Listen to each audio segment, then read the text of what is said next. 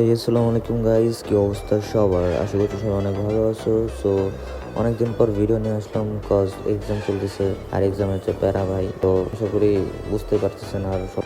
তো চলো ম্যাচটা আমরা শুরু করি। অ্যান্ড ম্যাচের ভিতরে ভাই সবগুলো কিন্তু ভাই বডি শটে মারছি, তো বটলা গেম প্লে, বাট আশা করি এনজয় করবো ভাই ম্যাচগুলো। তো চলো ভিডিওটা শুরু করি।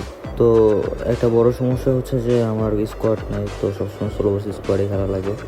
আর সোলো ভার্সেস স্কোয়াড খেলে সবসময় আমি রাশতেই ফিরি। তো ভাই পিছনে এনিমি কিন্তু ভাই গান পেয়ে গেছে, বাট আমার কাছে কিন্তু গান এখনো পাই নাই। অবশেষে একটা গান পাইলাম। তো এখানে কিছুক্ষণ হোল্ড করলাম, কজ ভাই এখানে অনেক এনিমি, একটা দুটো এনিমি না, বাট পাশের রুমে একটা এনিমি আছে এই যে। তো এরা ভাই কোনো মতে ভাই হাইট শট দিয়ে মেরা দিই, একটু একটু এলে আমরা মেরা দিত। মানে সোনিয়ার যে ভাই কি চালা ভাই। তো কনফার্ম দিলাম, কনফার্ম দেওয়ার পরে আমরা এখানে কিছুক্ষণ হোল্ড করলাম, কজ এখানে ওপেনে থাকলে ভাই রিক্স হয়ে যাবে।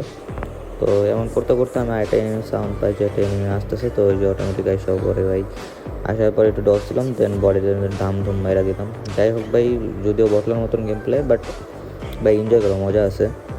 আর এখানে ভাই সামনে আরেকটা এনিমি ওই সাইডে, তো আমি এটা সুন্দর মতো রাশ করে দিব। আর সবচেয়ে বড় কথা হইতেছে ভাই, স্কট না থাকলে এই একটা প্যারা একা একা খেলতে ভালো লাগে না। তো এটারে ভাই কোনো মতো হেডশট দিয়ে মেরা দিই। দেন আমার টিমমেট আইসা পরে ভাই, আর এই টিমমেট ভাই আমার চেয়ে জানান মারা লাগবো আমার। সোমাঙ্গের পলা কিন্তু এই শুধু সোজ যাইতেছে, কিন্তু দেখেনি। পরে দাম দুম মারলাম, ভাবছিলাম হেডশট লাগবো, পরে দেখতে বড় ছোটের চুম্মা চাটি গেছিল।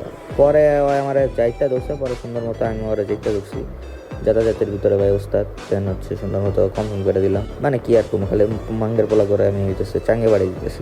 তো এখানে আমি একটু যোগ বিয়োগ করতেছিলাম, দেখি ফুট করে একটা মাঙ্গের নাতি রকেটের মতো নয়া দাম করে ল্যান্ডিং করলো। পরে আমি ওরে ধুমধাম করে বডি টাং দিতেছি, পরে তার আমার একটা রাস মারলাম মাঙ্গের নাতি, আবার এই সাইড দিয়ে আমার মারতে আমি তো ভাই আল্লাহ বিল্লাহ করতেছিলাম। এরপর দিয়ে এখানে মুক্তিযুদ্ধ লাগছে, মুক্তিযুদ্ধের মধ্যে একটু নাক না গলালে পরে একটা দিয়ে নক ওইটারে কনফার্ম দিতে পারলাম না, পরে যেটা মারছে ওইটারেই আমি নক করে দিই। আমি তো সেই গালি খাইতেছি, আমি জানি ভাই থার্ড পার্টি করার পরে যে একটা গালি খাওয়া লাগে। যাই হোক, পরে জিপলাইন ধরে দেখতে আসছি যে কেউ আমার চুম্মা দিব নাকি, পরে না চুম্মা দিল না। আমি সুন্দর মতো গেলাম, সামনে ল্যান্ডিং করলাম, পরে আবার পিছন দিকে চেক দিলাম যে কেউ আমার মারা গেল। পরে না সামনে দিয়ে একটা বাড়ির মধ্যে আবার মুক্তিযুদ্ধ লাগছে, তো আমি অনেকটা নাক না গলে লইব নাকি, পরে একটা নক করে দিলাম, কনফার্ম দিয়ে দিলাম। কনফার্ম দেওয়ার পরে আরেকটার উপর আমার নক হয়েছিল, ওইখানে আর যাই নাই, কস পিছন দিক দিয়ে আমার মনে হয়েছিল দাম করে একটা